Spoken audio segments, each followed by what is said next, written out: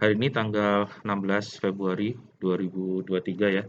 Jadi kita sudah masuk di tahap sebenarnya pengolahan data gravitasi. Nah, sebenarnya koreksi terrain itu apa sih? Topografi kita itu kan tidak flat ya kan? Ada variasinya. Nah, ternyata di situ ternyata menimbulkan pengaruh pada saat akuisisi. Nah, cerita ilustratif lah untuk memberikan pemahaman gampang. Jadi kalau dulu pertama kali orang studi di Himalaya gitu ya, pakai theodolit. Anda tahu theodolit? Yang alat ada unting-untingnya itu. Di sekitar Gunung Himalaya, itu unting-untingnya tuh nggak bisa tegak lurus tuh. Nah, biasanya agak sedikit condong ke lereng gunungnya. Jadi artinya ada tarikan massa dari gunung. Ini gambarannya exaggerated ya, dilebih-lebihkan gitu ya, untuk menunjukkan faktor. Jadi akibat ada massa dari ini ternyata memiliki resultan gaya yang vertikal dan resultan ada komponen vertikal dan komponen horizontal. Nah, komponen vertikalnya itulah yang dikoreksikan karena ada faktor massa ini. Nah, sedangkan yang lembah, kalau misalnya kita punya lembah, nah misalkan ada lembah gini. Nah, ini kan kalau kita pengukurannya di orang ini, kan akan diaplikasikan slab Boge tak hingga ke sana kan ya. Nah, ternyata yang namanya lembah itu, topografinya lembah, diaplikasikan slab Boge kan jadi flat, jadi kayak lapangan golf gitu kan. Padahal kan bukan flat. Jadi ada penambahan di sini. Jadi harus dikoreksi akibat adanya over dan under massa itu. Itu makanya biasanya pakai koreksi terrain. Nah, makanya saya bilang kalau makin lama makin belajar itu kan filosofinya gimana bisa komplit ngoreksinya. Kita ngoreksi 1 cm ke jarak 1 cm aja mungkin nggak mampu. Karena di situ ada tak hingga discrete number. Anda udah belajar di sinyal kan? Kan ada sampling kan? Kenapa samplingnya nggak bisa sepanjang dari 0 sampai 1 detik itu kan nggak bisa disampling. Karena itu kan banyak sekali. Bisanya sampai order millisecond misalkan. Jadi tetap ada informasi yang hilang kan? Itu.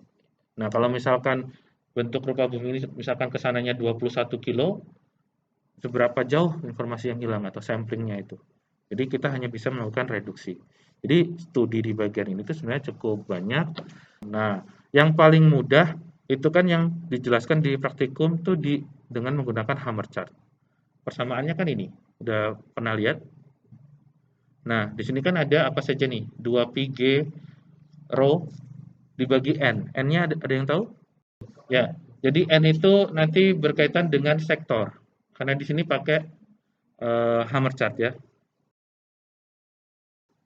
Ini ada RL, itu jari-jari luar, RD, jari-jari dalam. Z itu beda tinggi. Beda tinggi, contohnya ini, kita ngukur di kotak ini. Jadi kalau kita mau koreksi, ini tuh ada zona A. Zona A itu biasanya radiusnya 0 sampai 2 meter dari ketentuan hammer chart. Jadi kalau kita idealnya kalau survei itu sekitar kita tuh datar, jangan sampai miring. Tapi biasanya kalau survei geothermal susah juga karena naik gunung kan. Jadi harus cari yang kalau bisa radius 2 meter tuh datar. Jadi itu tidak dikoreksi yang zona A. Kemudian zona B itu dari 2 meter sampai kalau satuan feet itu kalau nggak salah 16, berapa meter gitu, 16,6. Seterusnya C sampai D itu kalau nggak salah 17 sampai ke 66 atau 53, saya lupa, 53 meteran. Nah, yang D itu kurang lebih 53 sampai 100 lebih berapa meter, karena dia pakainya satuannya feet. Nah, dari sini mungkin kalau saya gambarkan antara penampang sama peta, itu seperti ini. Jadi kalau yang atas itu adalah pembagian dalam bentuk zona A, B, C, D-nya, ilustrasinya. Nah, di sini tuh ada pembagiannya, titik tengah itu adalah titik pengukurannya. Zona ini hammer chart tahun 39, dia mendefinisikan radiusnya itu 0 sampai 2 meteran atau ya 6,56 feet nih kalau dibagi jadi meter, dikonversi ke meter itu sekitar 2 meter gitu ya. Itu zona A, tidak dikoreksi. Nah, zona B itu dibagi 4 sektor. Lingkaran apa? Donat zona B itu dibagi 4 sektor. Nah, zona C dibagi 6 sektor, zona D seterusnya sampai ini zona M 12 sektor. Kalau nggak salah zona M itu sampai 21 kilometeran lebih. Nah, kalau praktikum biasanya tuh diajarinnya hanya 4 aja biar biar nggak sulit gitu. Misalkan utara, timur, barat, selatan. Radiusnya dimodified 2 sampai 100 meter. Jadi kalau Anda koreksi 2 sampai 100 meter itu istilahnya simple bogey, baru simple bogey.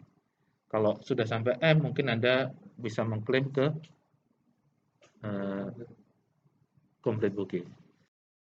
Nah, yang ini tuh kan tadi saya jelaskan ada radius kan, 2 sampai berapa meter. Maka tadi ada RL sama RD tadi. Radius luar, radius dalam. Donat itu kan ada 2 radius, ya kan? Oke, ya jadi kurang lebih kalau donat itu kan gini, ada radius dalam sama radius luarnya gitu. Dibagi 4-nya berapa. Terima kasih ya atas perhatiannya. Mudah-mudahan yang kita pelajari bermanfaat ya.